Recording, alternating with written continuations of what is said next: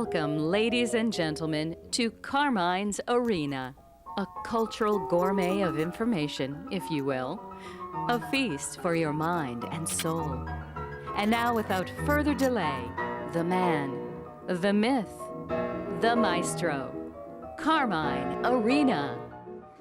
Greetings, my friends, and welcome to Carmine's Arena, site of contest and conflict, venue for and of resolution. Resolution in terms of focus, remedy, and commitment, both yours and mine, to the preservation, the propagation, and indeed the celebration of Western civilization. Wouldn't it be wonderful if amid all the news that bleeds brought full speed a la media creed, that we hayseeds get report of uplifting sorts through media's whispering reeds? For on human goodness we cannot overfeed, be we hayseeds or learned devotees. Whereas we get perpetual squawk from news hawks anent humanity's infirmity, mortality, absurdity, depravity, and deformity, brought to us all with glee and alacrity. There be little of Homo sapien dignity, fidelity, fraternity, and probity, far less of chastity, profundity, and propensity towards jollity, frivolity, and incontestable sanity. One, while enjoying a TV cooking show, endures commercial interruptions brought by experts of the subjects of colon and or breast cancer, easy-to-use catheters, lymphoma, and hard-to-tolerate aromas. Said experts and their clinical mantra actually know little of flora or fauna, and these phony experts may be defined as of a kind where X is an unknown quantity and spurt as a big drip. Hence, experts lacking scholarship, yet get oodles of showmanship. Further, we get the dire news of fires too far away to put out on our own. However, we may aspire. News of storms we comfortably weather. Tsunamis which can't be helicoptered no matter how traveled one's seismic anchor. On and on goes the bleeding creed, ever to exceed God's speed. Tornado, dynamo, cyclones or hurricanes legerdemain, death obtains ever and evermore to appertain. What is needed is a media cyclopedia of memorabilia, nostalgia as opposed to paranoia. My mom, who lived a full 88 years, was charitable way up to intractable, yet in her last decade she turned her estimable generosity to animals. The dearest of ladies confessed that as she was getting older, she preferred animals to people, with the exception of her husband and 2 children and notable kindly gamekeepers. She found animals playfully amusing, riotously loyal, and builders of indestructible constructs that withstood AccuWeather sportings, long-drawn warnings. Year after year she eyed abandoned birds' nests that retained a shapely integrity high on tree branches in winter, while homes in the neighborhood would suffer roofs that leaked, bricks needing pointing, driveways filled with ruts and potholes, peeling paint and vermin-infested interiors, clogged plumbing way up to domestic to-do lists, all numbing of humans dumbed-down rum-yumming. When you have a moment away from laundry, waxing and dusting, boraxing and income taxing, read, I plead. Read up on the advance of animal scientists, patient, diligent study. They are far from inferior pedigree, and with that, Mom would certainly agree. A case in point is the German hidden camera study of a red squirrel filmed of a nest being built in work periods totaling more than 3.5 hours over 3 days.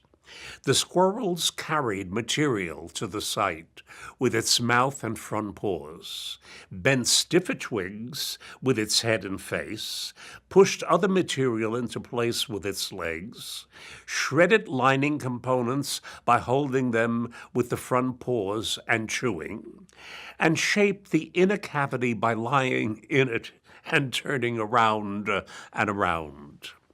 Squirrels' nests, also called drays, may look like haphazard clumps of leaves, but are actually fairly complex in their construction, with several layers of different material most essential. Excuse me. Tree squirrels all seek out advantageous locations with built-in support, like the juncture of several branches emerging from a tree trunk or a tangle of grapevines. Some of these charming rodents build nests directly in tree cavities rather than among the high branches.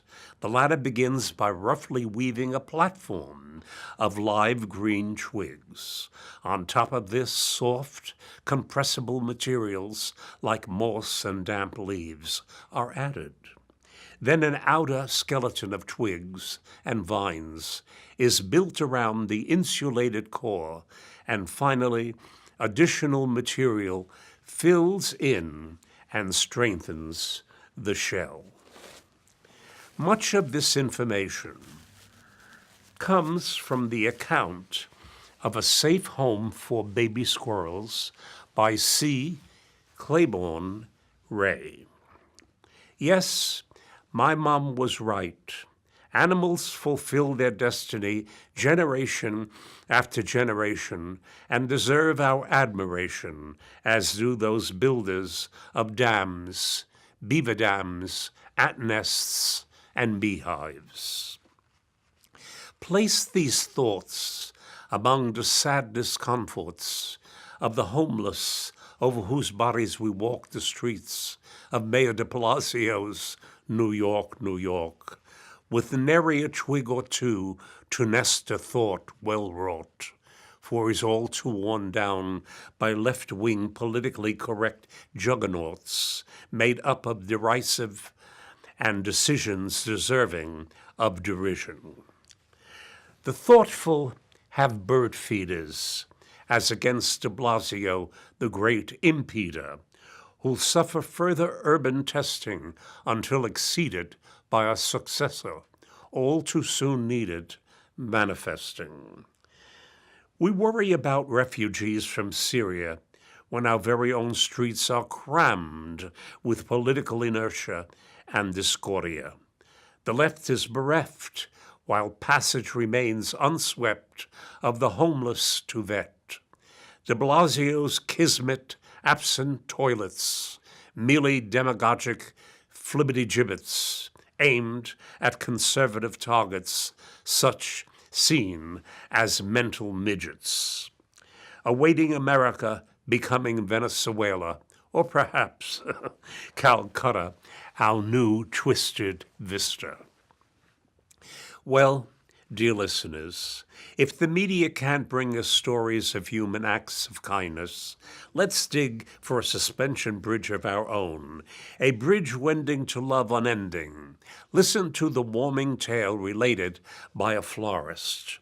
You know these people who dream of flowers in winter? The florist walked to his shop at 7 a.m., only to find a uniformed army soldier standing out front waiting. He was on his way to the airport to go to Afghanistan for a year's tour of duty. He said, "I usually bring home a bouquet of flowers for my wife every Friday. and I don't want to let her down when I'm away. He then placed an order for 52 Friday afternoon deliveries of flowers to his wife's office and asked me to schedule one for each week until he returns. I gave a 50% discount because it made my day and deserved my thankful consideration, said the florist. Here is yet again another anecdote. A woman in a coma for 11 months finally awakened and kissed her bedside companion and said, "Thank you for being here. Though try as I might, I couldn't respond to those beautiful stories you told me. Never giving up on me, and yes, I will marry you." Here's a story that bleeds. Properly, listen. Today, a surgeon operated on a little girl. She needed O-type blood. We didn't have any. Excuse me. My allergy. There is a high proportion of tree pollen and spores in the air. But her twin brother had the O-type. I explained to him that it was a matter of life and death. The little boy quietly sat there for a moment and then said goodbye to his parents. The surgeons didn't think anything of it until after he took the boy's blood and he asked, "So when will I die?" He thought he was giving his life for his sisters. "Thankfully," said the surgeon, "they'll both be fine." Yes, this is what happens as we approach the abyss. Withdraw and commit to selfhood minus victimhood and self-pity splashing about in a puddle of the same dirty water. Here, dogs and my mom would have haughtily catalogued, who are pretty sure they are human after all. My 20-year-old Labrador, said his owner and companion, can barely stand up, can't see, can't hear, and doesn't have enough strength to bark. But it doesn't stop her from wagging her tail a mile a minute. After every single time, I should say, I walk into the room, though in pain, love sustains. Today I am a mother, goes yet another tale, a mother to two and a grandmother of 4. At 17, I got pregnant with twins. When my boyfriend and friends found out I wasn't going to abort them, they turned a cold shoulder to me. But I pressed on, worked full-time while attending school, graduated high school and college, and met a guy in one of my classes who has loved my children like his own for the last 50 years. That tale certainly reminds us that the quick fix of abortion is the lone matrix of shame and guilt at 3 a.m. when so-called friends who egg you on, pun intended, are not there but doing their own mourning and scrambling. As I've said often enough, shame and guilt are our best weapons against error. Yes, my dear listeners, our humanity should be regularly celebrated, not media depreciated to grab attention, not so much for the evidential, but merely to hold you for the next commercial testimonial. Were they, that is, the news media, to match every story that degrades with yet another, which is owed accolades, how wonderful would be that music that serenades.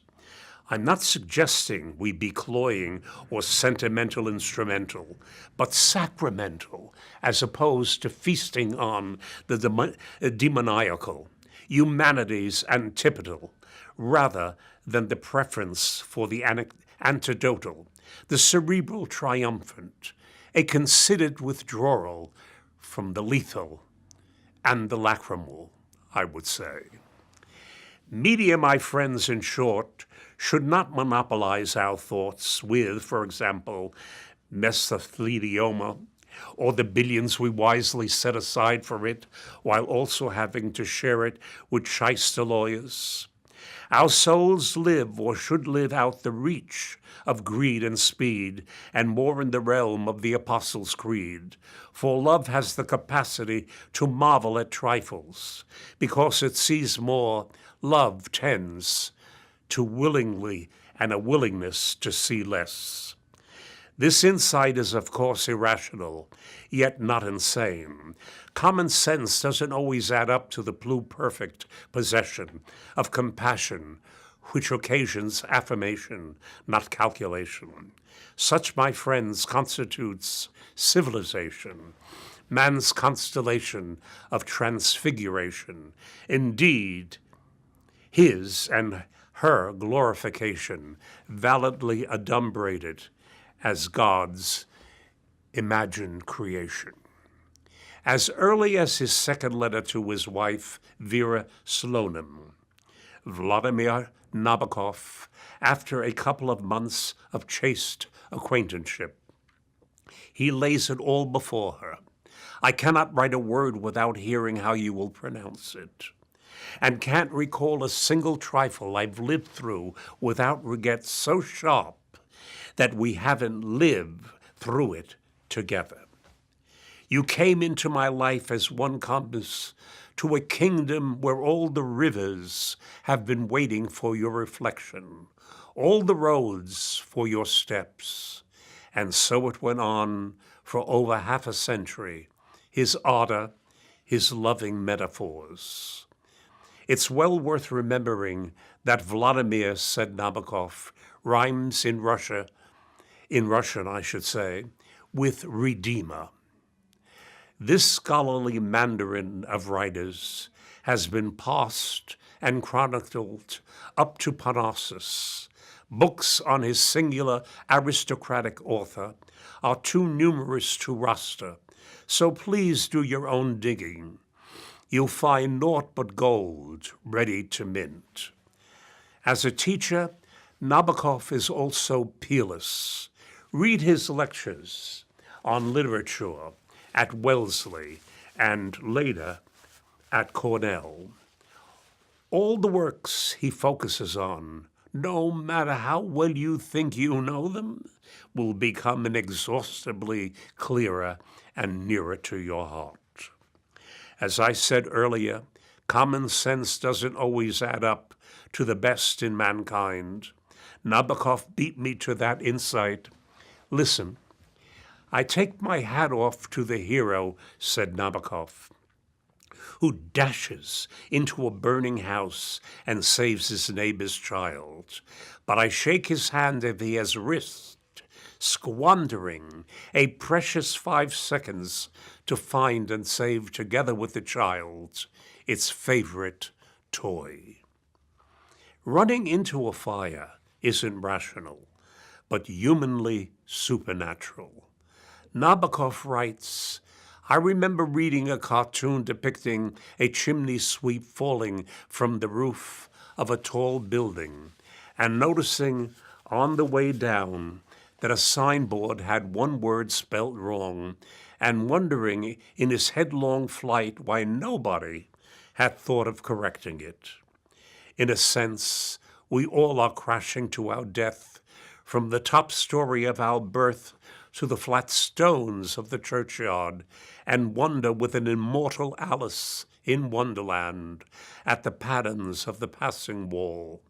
This capacity to wonder at trifles, no matter the imminent crisis. These are sides of the spirit. These footnotes in the volume of life are the highest forms of consciousness and common sense and its logic. And that we know the world to be good. Media alerts to the contrary deadwood, and its newsworthy likelihood misunderstood. Having been a concert pianist and educator, I am enamored to the music of learning, and bow to those educators who possess true vocation and its evocation of edification, which grants our future its proper gestation. Great teachers, long gone, continue to influence today's paragons. I shall now, because of time, bring this episode to a hasty close with an account you will long remember, an account that brings together the great need to change the customary media paranoia and its thirst for things anathema. Change it to a focus on things imperishable, from Alpha to Omega, to report the news with a well-rounded coda to counter the dilemma. Now, my friends, here's the promised account sent to me via a listener. Jean Thompson stood in front of her fifth grade class on the first day of school in the fall and told the children a lie.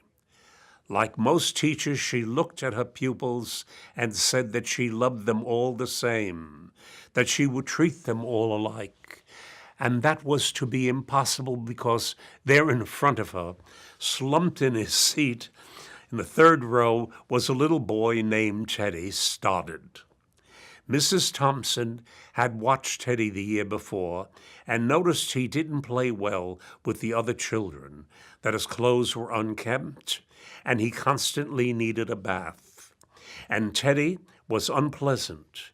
It got to the point during the few months that she would actually take delight in marking his paper with a broad red pen, making bold X's, and then marking the F at the top of the paper, biggest of all. Because Teddy was a sullen little boy, no one else seemed to enjoy him either. At school where Mrs. Thompson taught, she was required to review each child's record and she put Teddy's off until last. When she opened his file, she was in for a surprise. His first grade teacher wrote, "Teddy is a bright, inquisitive child with a ready laugh.